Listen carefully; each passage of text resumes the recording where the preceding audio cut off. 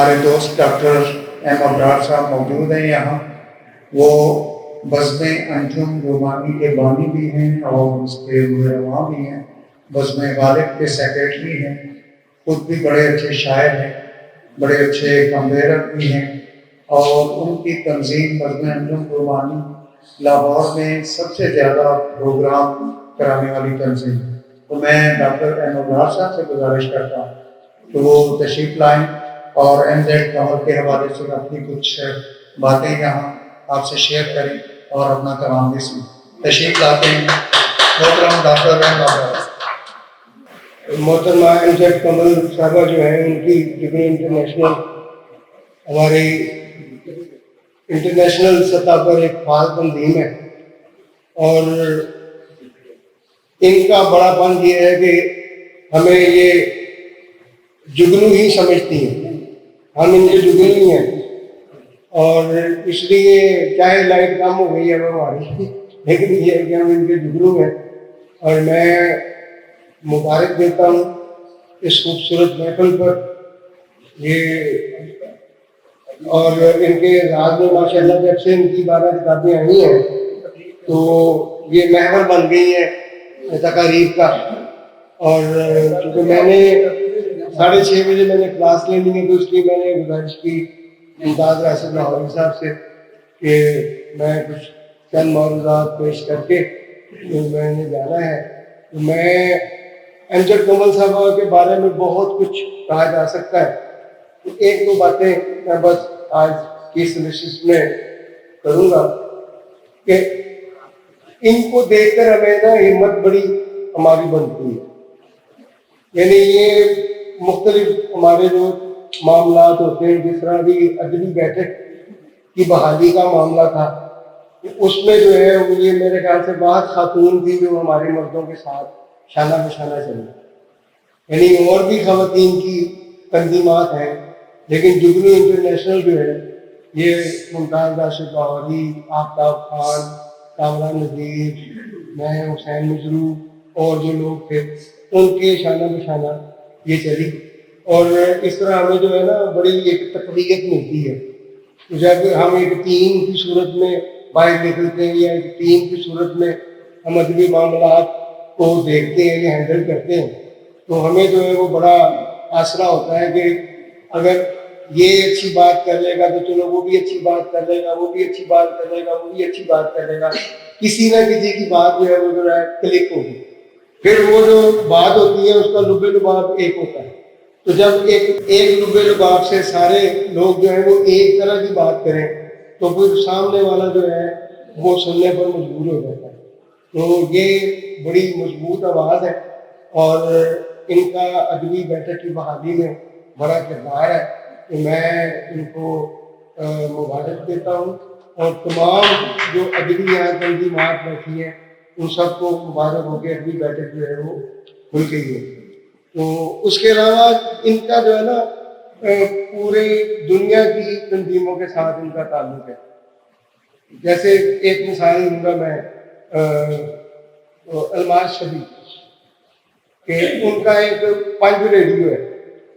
تو جب پنج ریڈیو پر کوئی بھی پروگرام کرنا ہوتا ہے نا الماس شبی میں امریکہ بیٹھی ہوئی, تو وہ ان کو ٹیلی فون کرتی ہیں کہ پاکستان سے میں نے کون سا شاعر ہے. تو یہ بڑی بات ہوتی ہے کہ حالانکہ وہ بھی گجرات کی ہیں, پاکستان کی ہیں, ان کے بھی رابطے ہیں پاکستان میں, لیکن یہ ایک اعتماد کی بات ہوتی ہے کہ میں نے ایک پروگرام کرنا تو میں اس کو کس طرح ڈیزائن کروں, تو اس کے لیے کون سا شاعر جو ہے وہ آپ مجھے دے دیں گے. یہ ایک بہت بڑا اعتماد ہوتا ہے. تو یہ باہر کی جو تنظیمیں ہیں جو باہر بیٹھ کے کام کر رہی ہیں وہ پاکستان میں ایم زیڈ کمل کے اوپر بڑا بھروسہ کرتی ہیں. پھر انہوں نے 5-6 سال پہلے جو اردو کے حوالے سے ایک عالمی کانفرنس کرائی تھی, اس میں ڈاکٹر حسین صاحب اللہ ان کے جنم نصیب کرے, ان کو آپ نے خاص طور پر بلایا تھا. تو جگنو انٹرنیشنل کے بڑے بڑے کام ہیں, اور وہ یہی ماشاءاللہ جو ہے وہ اپنی پلاننگ کے ساتھ کرتی ہیں. اللہ تعالیٰ ان کو اور طاقت دے, اور ہم جو ہے وہ ہر طرح سے آپ کے ساتھ ہیں. اب یہ کچھ اگر اجازت ہو تو ایک شعر ہے کہ آپ سب کی نظر, بلکہ چشتی صاحب کی نظر ہے, کہ تجھ میں ایسے گم ہو جاؤں، تجھ میں ایسے گم ہو جاؤں، چاہوں میں بس تم ہو جاؤں، تجھ میں ایسے گم ہو جاؤں۔ چشتی صاحب کہیں اور گم ہے، وہ پوری مقام میں گم ہے۔ میں معافی چاہتا ہوں کہ تجھ میں ایسے گم ہو جاؤں، تجھ میں ایسے گم ہو جاؤں، چاہوں میں بس تم ہو جاؤں۔ اور یہ غزل کے چند اشعار کہ یہ تو رستے مجھے بھائے نہیں تھے، یہ تو رستے مجھے بھائے نہیں تھے، سبھی کچھ تھا مگر سائے نہیں تھے، یہ تو رستے مجھے بھائے نہیں تھے، سبھی کچھ تھا مگر سائے نہیں تھے، اور جنوں جو تھا میرا حد سے تجاوز، جنوں جو تھا میرا حد سے تجاوز، بھلا ہو تم وہاں آئے نہیں تھے، جنوں جو تھا میرا حد سے تجاوز، بھلا ہو تم وہاں آئے نہیں تھے، اور سجی انجمن جو دل برا تھی، سجی انجمن جو دل برا تھی، مگر نغمے وہاں گائے نہیں تھے، سجی انجمن جو دل برا تھی، مگر نغمے وہاں گائے نہیں تھے، اور بلندی پر مقدر کا ستارہ، بلندی پر مقدر کا ستارہ، مراتب وہ مگر پائے نہیں تھے، بلندی پر مقدر کا ستارہ، مراتب وہ مگر پائے نہیں تھے، اور سہے سب زخم جو تو نے دیے تھے، سہے سب زخم جو تو نے دیے تھے، زباں پر ہم گلے لائے نہیں تھے، یہ تو رستے مجھے بھائے نہیں تھے، سبھی کچھ تھا مگر سائے نہیں تھے۔ تو دو تین شعر پنجابی کے، پنجابی ماں بولی۔ ہاں جی شاہ جی مہربانی آپ کی۔ نعت کا ایک مسئلہ میرا ڈاکٹر صاحب آپ کی نظر میرا نعت کا ایک پنجابی کا مسئلہ ہے کہ کاغذ قلم دوات نو ویکھاں، کاغذ قلم دوات نو ویکھاں، پھر اپنی اوقات نو ویکھاں، کاغذ قلم دوات نو ویکھاں، پھر اپنی اوقات نو ویکھاں۔ ڈاکٹر صاحب ایک پنجابی کی ہے غزل کہ گل چوں نکلی گل دی گل ہے، گل چوں نکلی گل دی گل ہے، کد مسئلے دے حل دی گل ہے، گل چوں نکلی گل دی گل ہے، کد مسئلے دے حل دی گل ہے، تے جیون بھاویں 100 سالاں دا، جیون بھاویں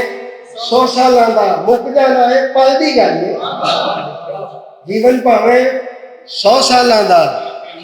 مک جانا ہے پل دی گل ہے، تے رکھ دی ٹہنی سونی جاپے، رکھ دی ٹہنی سونی جاپے، اس تے لگے پھل دی گل ہے، رکھ دی ٹہنی سونی جاپے، اس تے لگے پھل دی گل ہے، تے کیتی بے وفائی انہیں، ہمدار صاحب کیتی بے وفائی انہیں، تازہ تازہ کل دی گل ہے، کیتی بے وفائی انہیں تازہ تازہ کل دی گل ہے، دس دے کد انصاف کرے گا، دس دے کد انصاف کرے گا، اور کدی رہ گئی ٹل دی گل ہے، دس دے کد انصاف کرے گا، کدی رہ گئی ٹل دی گل ہے، تے کس نال آڈا لا بیٹھا ہے، اور کس نال آڈا لا بیٹھا ہے، ہن تے چل سو چل دی گل ہے۔ ادبی پروگرام کی کوریج کے لیے ویو ٹی وی کی خدمات حاصل کریں اور شامل ہو جائیں ادبی دائرہ پروگرام میں۔